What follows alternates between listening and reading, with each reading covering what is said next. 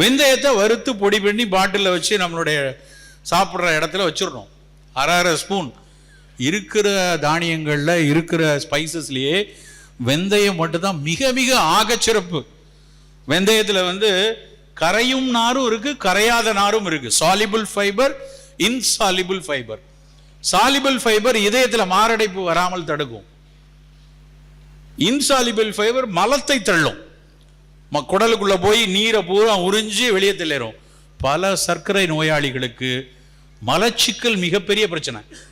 Castro பாரசிஸ்மாங்க, எதையாவது போட்டால் தான் சார் போகும். நான் டல்கோலாக்ஸ் போடவா, டுஃபலாக் போடவா, இல்லை நான் பொன்னாவரையை சாப்பிடவா, நிலவாகையை சாப்பிடவா, காயம் மாத்திரை வாங்கி சாப்பிட்றேன். பல டயபெட்டிக் பீப்புள் செய்து கொண்டிருக்கிறார்கள். காரணம் என்னன்னா ஃபைபர் இல்லை.